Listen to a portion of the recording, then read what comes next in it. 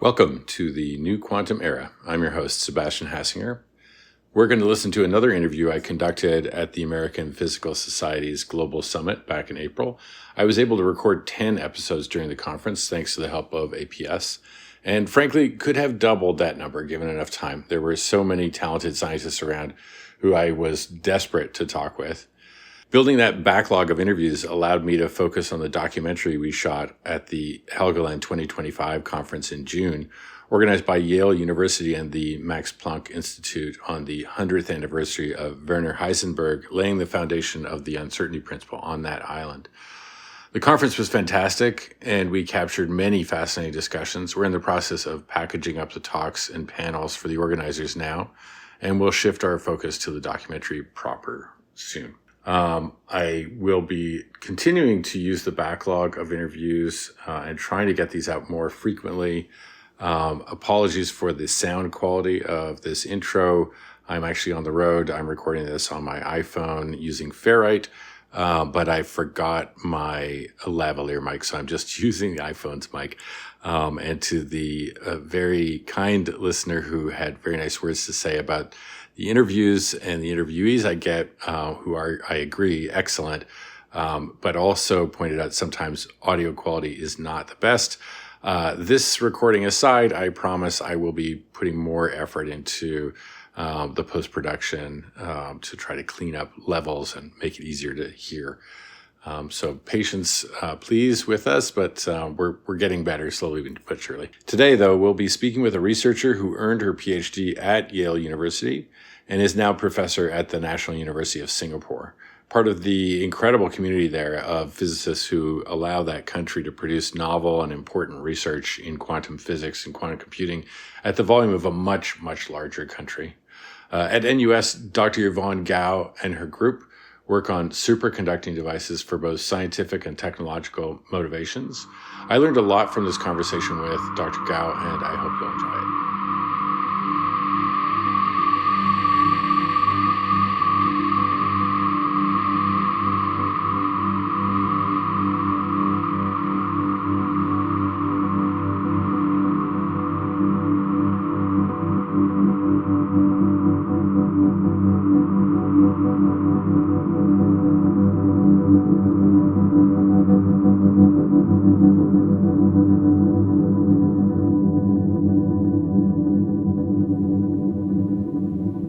Thank you for joining us, Yvonne. It's a pleasure to be here. And have you been enjoying the week so far? Yes, I'm having a really intense but also lovely time. It's my first time at APS Summit, and intense is definitely the word I would choose.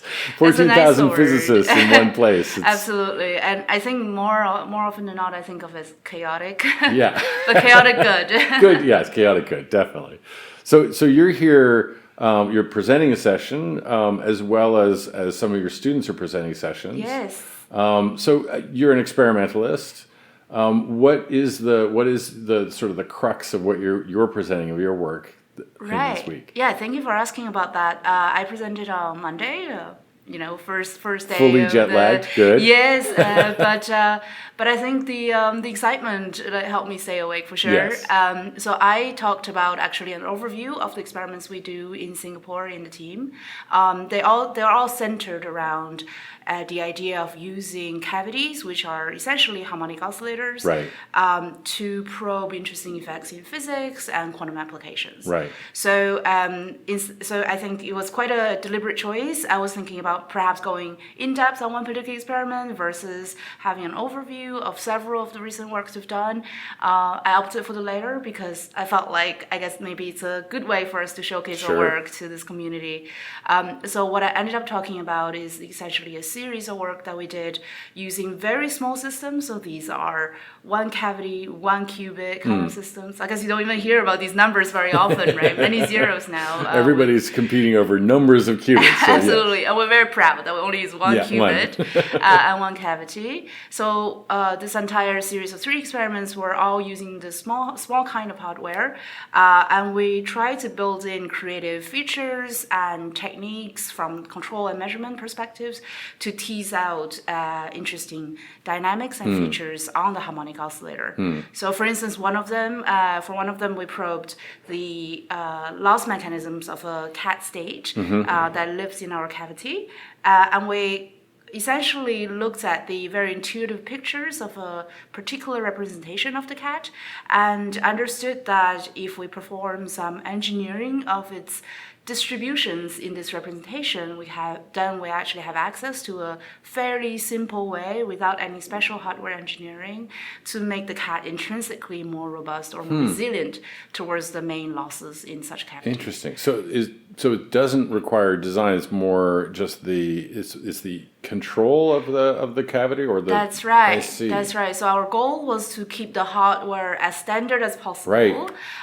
And try to think about what we can do to the state or to the elements in our system, so that they can behave in a way that's interesting or that's not the most intuitive or standard manner. So in this example, it was about mitigation for loss. In the other example that I shared in my talk, it was about how we can use again just these highly non-classical features of the cat to perform very sensitive detection of a small rotation of the state. So all of these are just using very much standard plain vanilla qubits.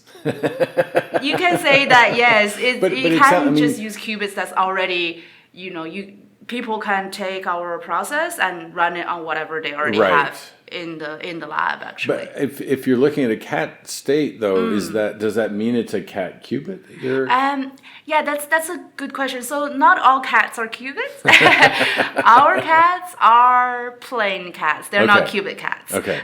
So the reason I say that is because we don't think about them as encoding logical information, because if you want to do that, you have to think about what kind of control you do. You have the gates, and how do they behave in terms so you haven't implemented information. Gates. We have gates. Oh, do you? Okay. Yeah, it's just that in these particular examples, we were using cats as a non-Gaussian resource state, as a quantum kind of embodiment of a quantum state and its unique characteristics. So the wave function of the system in that cavity. Yeah, maybe if we even strip it down a little more, we're looking at the cat in its very fundamental form, which is a superposition, a quantum superposition state. Right.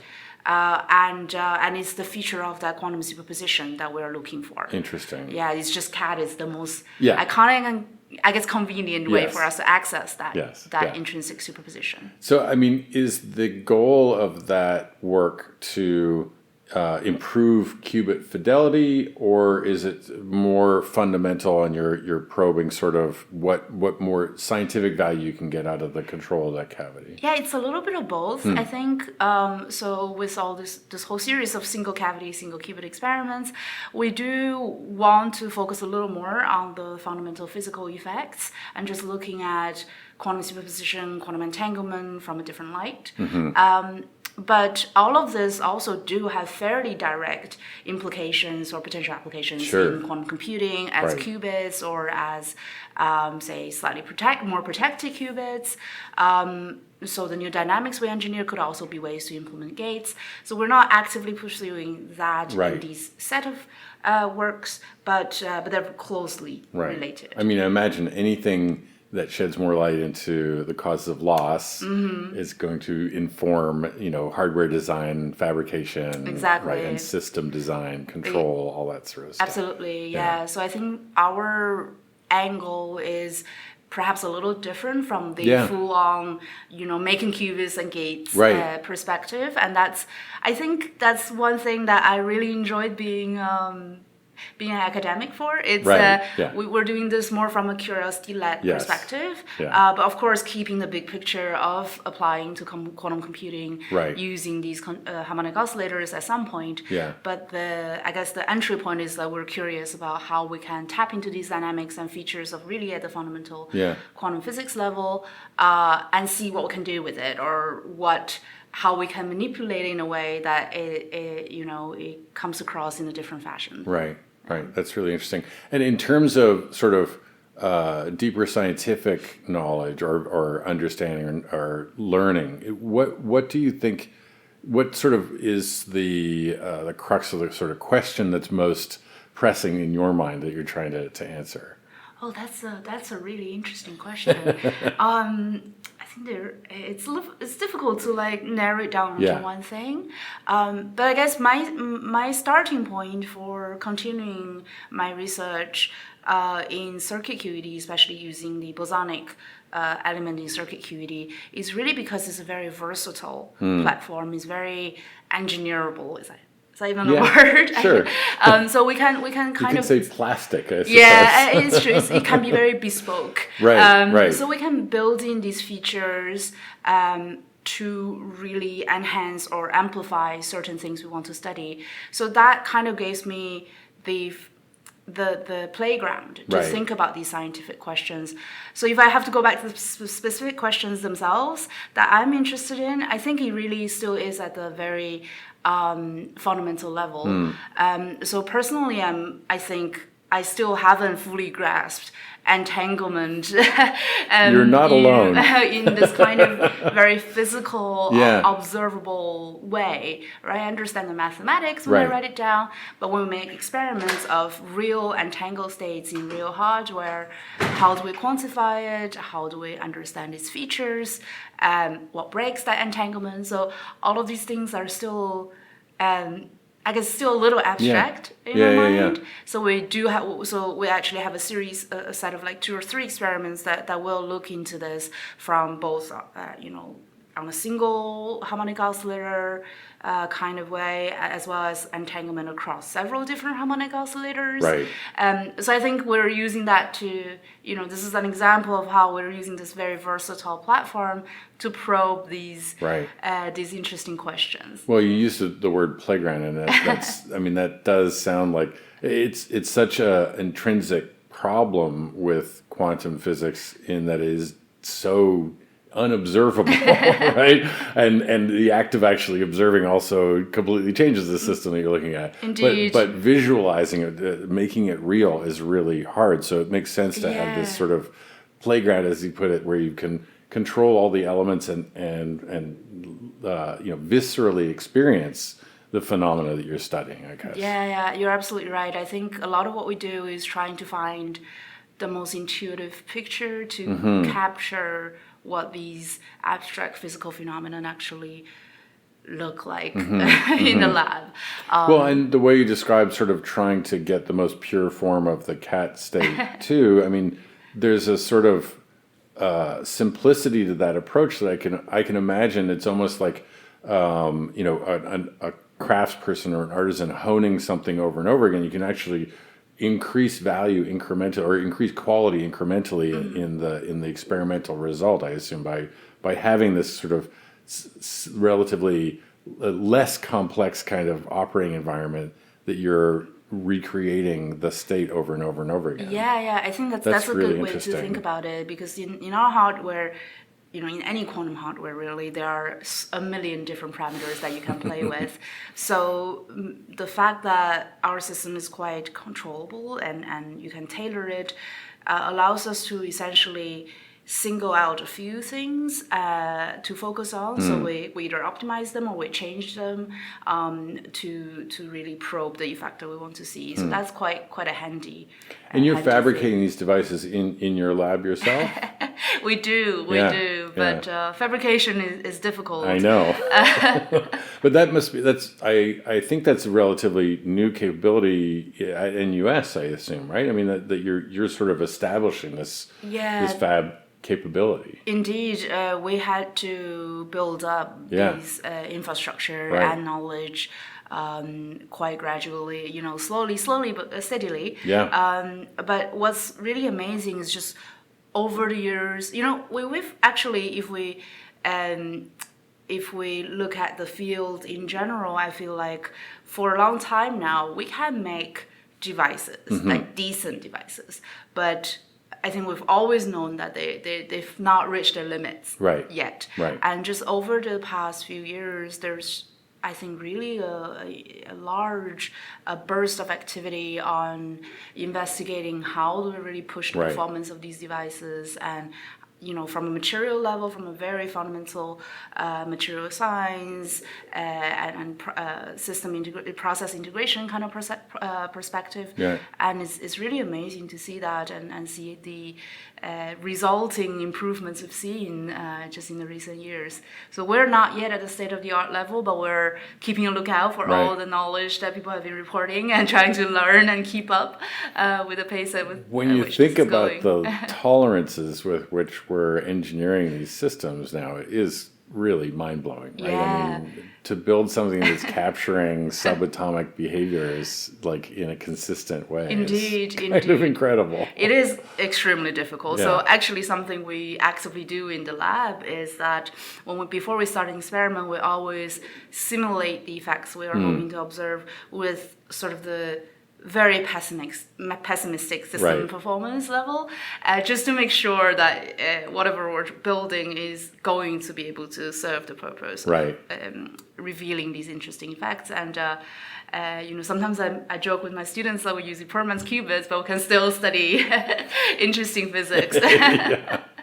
You mentioned multi-cavity devices coming sort of in the future, sort of planning for that. What would change in the behaviors that you're observing? Like what would the outcome of the experiment be in a multi-cavity device in the future? Yeah, that's thanks for asking that, actually, because I'm really excited about this experiment for somewhat a personal reason as well. In my PhD, I worked on this. One of my earlier projects was making a cat entangled across two cavities.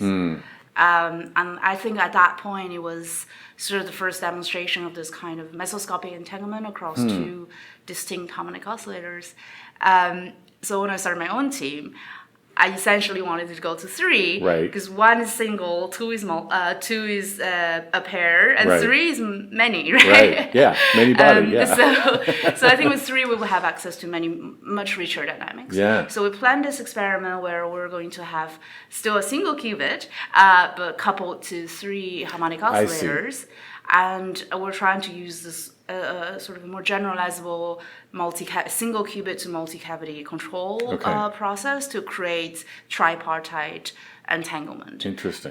So these entanglement has been well studied in theory, really, and there are different classes of tripartite entanglement, and our device in principle gives us access to all of them. And with that, our goal is really to understand the structure of entanglement. They're very distinct, the different classes of them. So having access to the whole range through a single device allows us to, characterize them in the same way and probe them and really understand their distinct nature. By a single qubit, so it's a Josephson junction is the qubit, and then the three resonators are all linked to that one junction. So you're able to probe each of those resonators with microwaves pulses sepaparely. That's right. That's really interesting. So we can do that both in a collective way as well as individually. So it's quite, I hope it's ongoing right now. It sounds good. But it is very exciting to be able to look into this really. I think at three cavities, we can start to call it really multipartite entanglement. And because it's in the resonator, those are still bosonic states that you're absolutely. So we're still at this very interesting boundary of we are using the base elements are semi-classical states, but we're putting them in a highly entangled and non-classical. How are the base elements semi-classical? Well, coherent states, which are what makes cats essentially. They are essentially what we call semi-classical states, but that's because they are essentially something that you can almost map back to just pendulums and how they behave under driving force. Right.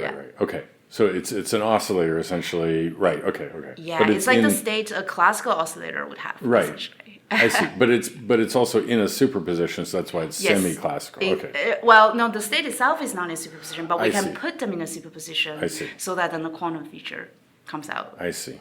Interesting. That's really good. I mean, I can see how that kind of, again, that's an expanded playground. So there's more possibility for what you can do with it. And I mean, do you think, I guess there's both research value in that, but there's also pedagogical value. I mean, it seems like it would be a very valuable teaching tool as well.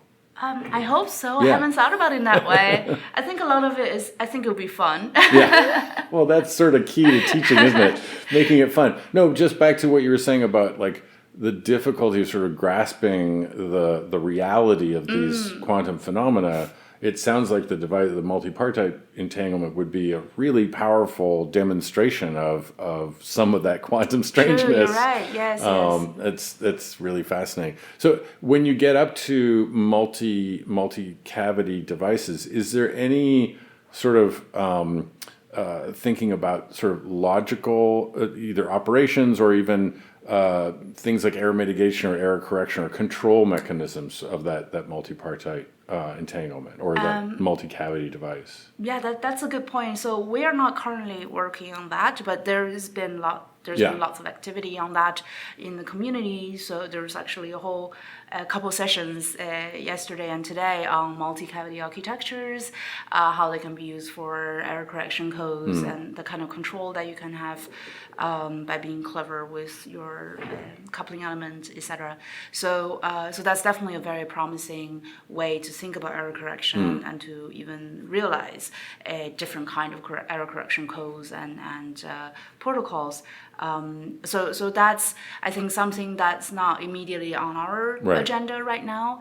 But I guess going back to the earlier point is like what we're doing maybe more for curiosity and fun is certainly also very much complementary to what the rest of the community is working on in terms of making better logical qubits, better gates, and better processors with harmonic oscillators. Right. Well, it seems, as I said before, the deeper we understand these phenomena, the better we can, better informed the device design and fabrication can be. Do you think, I mean, it seems like there's sort of a unique opportunity right now where let's say, technological objectives, things like building more capable systems, are really closely aligned with the sort of scientific objectives. So, curiosity-driven research can interplay and have a direct impact on sort of the technological agenda.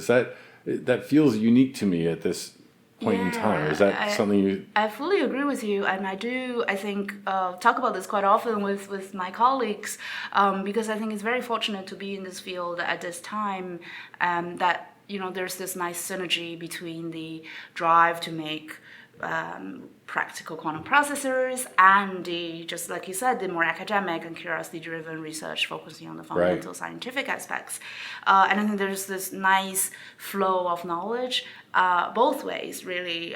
What we do, what we learn, you tend to be perhaps a little higher risk sort of thing, and after we've done the proof of principle demonstrations, then that can be taken over, optimized, improved, and perhaps becoming an ingredient for, information processing and computing. But at the same time, a lot of our friends in the industry or in these large research efforts focusing on building processors, they develop such nice tools from design, from fabrication, for example, that they still publish, they share with the community, just like what they're doing here, and that we can learn from that because we don't have the same resources of having a dedicated specialist team focusing on doing fabrication, right? So, but through their learning, we're able to continuously upgrade, improve our own process as well. So I think this kind of nice flow and this synergy is quite unique indeed to the field at this point. And I really enjoy it. I think it's a lovely time to be part of it at this point. And I do think it helped both sides to thrive and go faster in whatever we're trying to do. Yeah, and I mean, even the roots of the technological agenda are sort of found in Feynman's keynote at Endicott in 1981. If you want to simulate nature, you need a quantum computer. So, I mean, in a way, if we build, a scaled, a fault-tolerant quantum computer at scale, essentially that's almost like a virtual quantum physics lab, right? You can imagine a perfect quantum computer could simulate any quantum behavior. If that did exist, what would be sort of your top 3 wish list, and what would you want to do with a perfect virtual quantum lab? Oh wow, that is a really good question that I have not been allowing myself to think about too much, which I should think about it more. I guess just off the top of my head, I will still really go back to the basics. I want to be able to, just see with my eyes all the textbook things that I've learned as a student and just like try it out on a real device and then see exactly how they behave. Right. This is as simple as, say, just interfering many quantum elements to more complex things. We learn about forming bonds between 2 atoms and how this is all purely quantum mechanical, right? How they're, in the quantum model of the atom is the overlap of their the wave functions of certain like electronic the original states. Quantum application, I think, is binding. Exactly, and we've learned that. I know how to calculate it. Yeah. But I think to be able to translate that on a real in a real physical thing and see the outcome, I guess somewhat more materially, more physically, that could be quite exciting. Really, just translating a textbook to like a fun lab-based simulation. Yeah, that's terrific. Well, this has been excellent, super interesting. Thank you so much for joining me. Thank you for the really nice conversation. Oh, my pleasure. I wish you the most luck in future endeavor. I can't wait to see what you build in the future. So. Thank you very much. I think we'll stick to 1 qubit for a little while. Yeah. Thank you. Thanks.